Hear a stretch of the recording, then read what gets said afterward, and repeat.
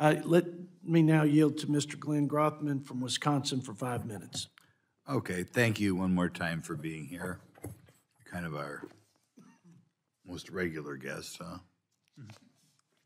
Very good. In 2022, CBO estimated that the Inflation Reduction Act's climate-related provisions, mostly tax credits, would cost about $400 billion. They have since revised those projections upward from $400 billion to $790 billion. So in other words, you missed by about a factor of 2 to 1. Can you describe how CBO went about making these revisions, and how could you have an error so big? Okay. No, sure.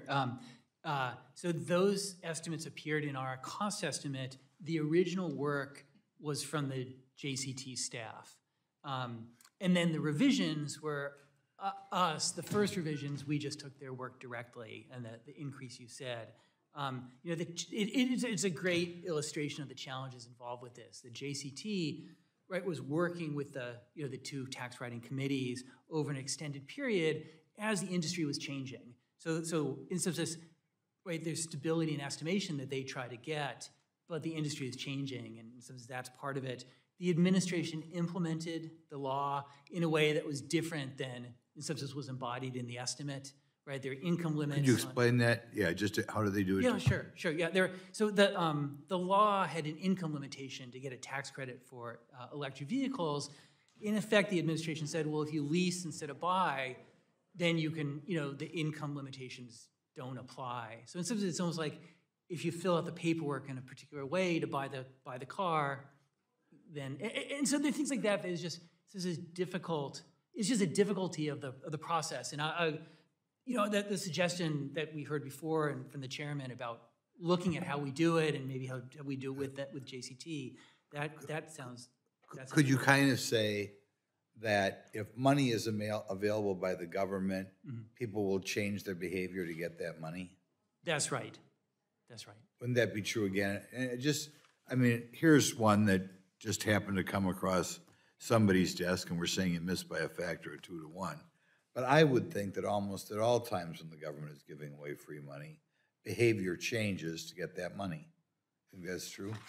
That's right, and we try to think ahead in our estimates. And student loans is an example where we have to model, when the president does something, administrative action on student loans, we try to figure out, okay, what are colleges going to do in raising tuition to capture that money, or students will borrow more, and so we do our best to get at that. Okay.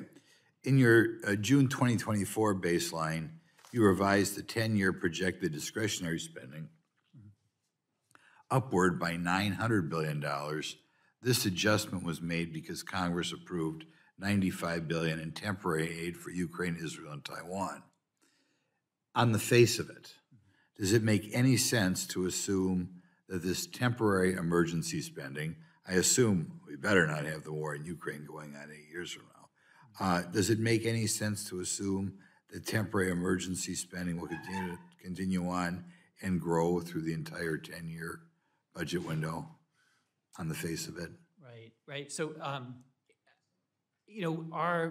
what you described is exactly right. It's exactly what we did, and we did it because we're required to by statute.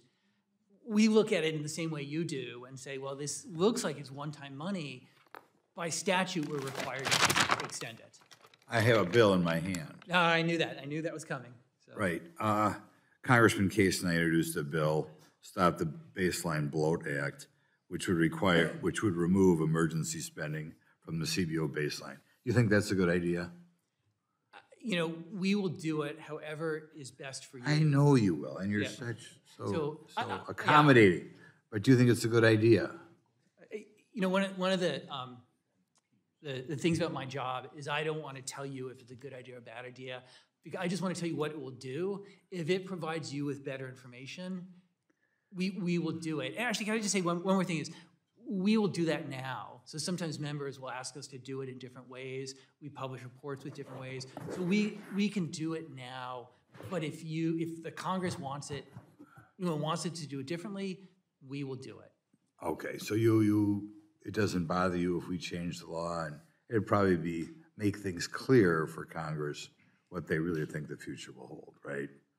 you'd say that. Makes No, no sense, no sense. Right. To have what is hopefully a temporary war, hopefully these are all temporary wars, to pretend like it's a permanent thing. Right, no, I agree with you. There's this one. Good, we'll stop right there.